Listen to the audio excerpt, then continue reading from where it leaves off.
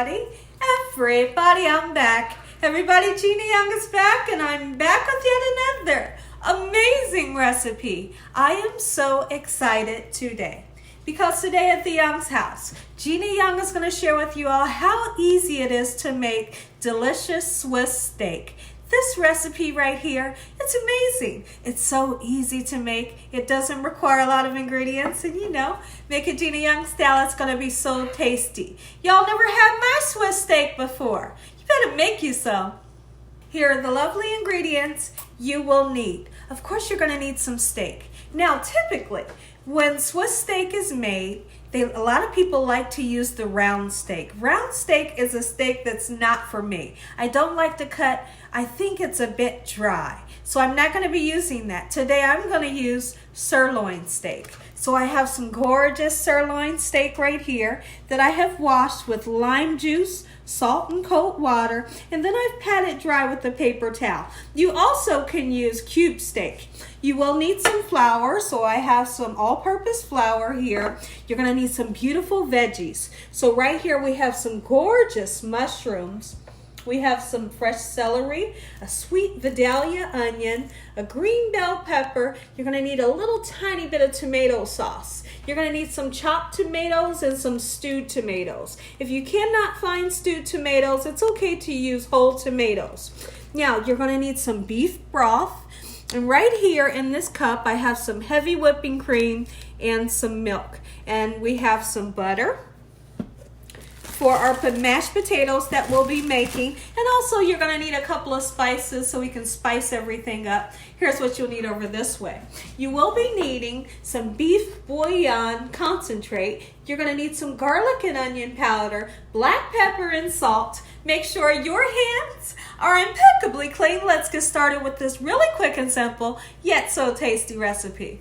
I hope you all are having an amazing day today. Let me know in the comment section below if you've ever heard of or even tried Swiss steak. This is a very old recipe. Okay, so what we're gonna do first, make sure you take that lime or lemon juice, wash off your meats, okay? And we're gonna use some, and now listen here, when I use the lemon and the lime juice to wash the meats off, not only does it get it squeaky clean, but it gives a great flavor as well. Okay, so this is the garlic powder. Don't be afraid to season, or the onion powder. Now we're putting on the garlic powder, just like so, and we will be seasoning both sides, okay? And black pepper, definitely. You need that for that great flavor. We're going to use some salt, not too much salt. Okay? I'm going to put it in my hand so I can sprinkle it a little better, just like so.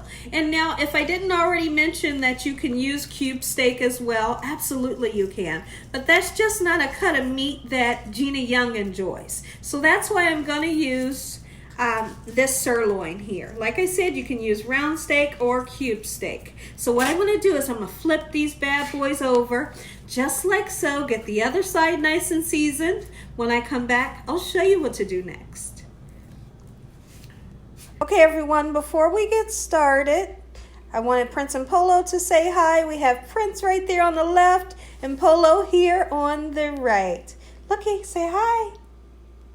Okay, everyone, so now that we've let these spices kind of seep down into this gorgeous protein for at least a half an hour, because one thing you never want to do is you don't want to take your meat right out of the refrigerator and start to cook it right away, because what will happen to that really cold meat is once it hits that hot pan, it'll seize up and it'll be dry. So you let it kind of rest a little bit, get some of that chill off. Okay, so now we have our seasoned clean meat. Let's dip it right into this flour here. Okay, it doesn't matter if it's all-purpose flour. Okay, it doesn't matter if it's self-rising. Just get it nice and dredged, just like so. Now, this flour that we're using to dredge the meat, you don't have to do this, but I highly suggest that you do it, because what the flour will create, once we put this meat back into our sauce, it will help to thicken up the sauce, and it makes somewhat of a nice gravy consistency to your sauce. Okay, and this meat is smelling good. I'm going to continue to do the others, and I'll be right back.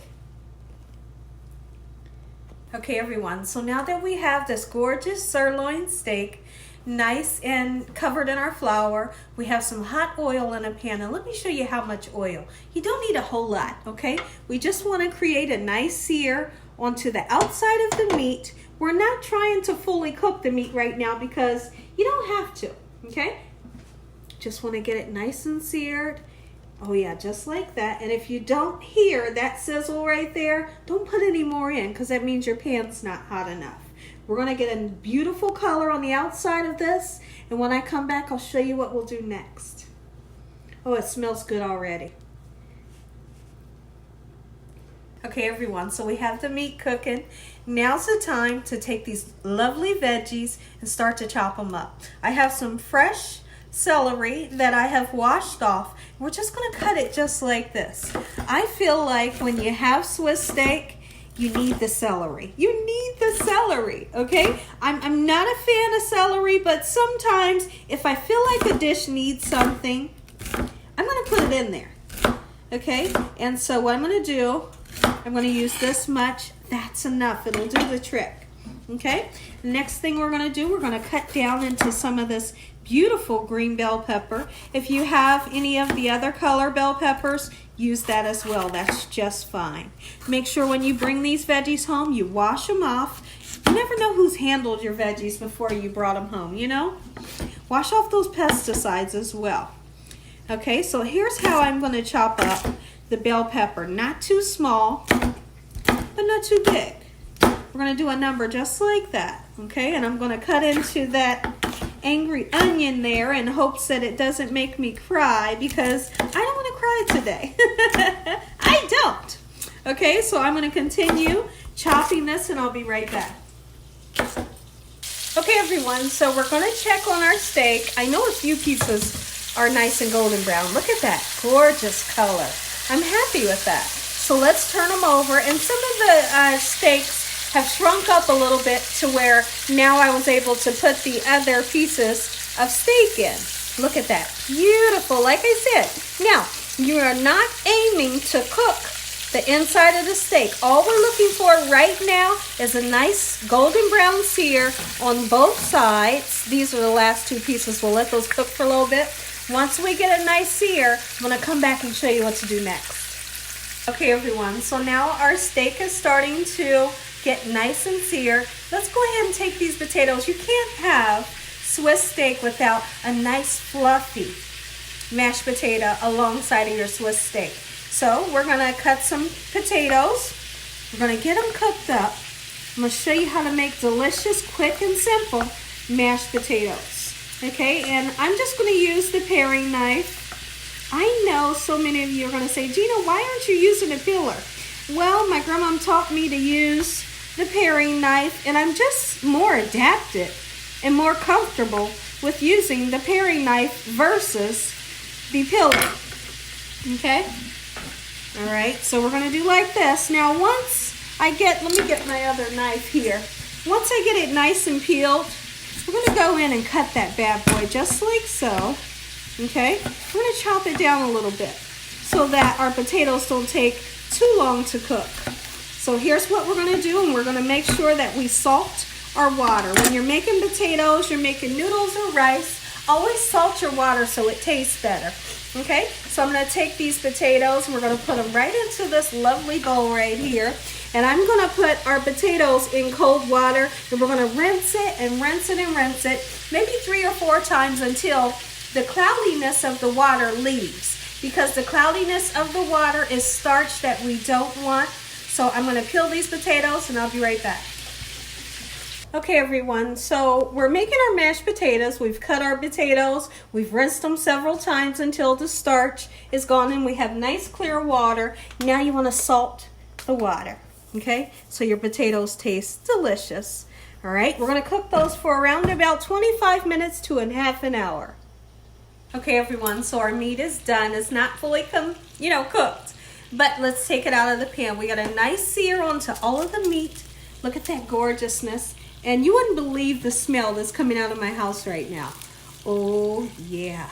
And I want to show you the oil that we have in the bottom of the pan, because you can see, come take a look. You can see some of the flour that's falling in that oil. We want all of that. That's going to create, like I said, somewhat of a gravy with our sauce. Okay, so we're going to get our meat onto a nice paper towel, just like so, and then we're going to start to saute up these gorgeous veggies. Now, we're going to use the same pan here. Okay, in we go with the celery, the onions, and the green bell peppers. All right, and then we want to get, we want for the peppers to get kind of soft a little bit. And we want for the same thing for the celery. And for those onions to get nice, beautiful, and translucent, which is like a clear in color. Once that happens, we'll go in and put our fresh mushrooms in. And then I'll tell you the perfect time to start on the sauce and reincorporate, get it together, Gina, our meat back into our sauce. Okay, everyone, so while our veggies start to saute up, let's talk about something really quickly. So many of you are asking, Gina, how come at the end of your videos you don't taste the food anymore? Well, I've explained it before, and I'll just explain it another time just in case you missed it. It's because I am wearing braces. I'm wearing ceramic clear braces that you probably can't see on my teeth. And normally my teeth are always hurting. And they're hurting because, you know, they're moving my teeth into the perfect position. So right now they're spacing them. You know, you might see some gaps here and there. And then pretty soon they're going to push them back together and then get them in the right position.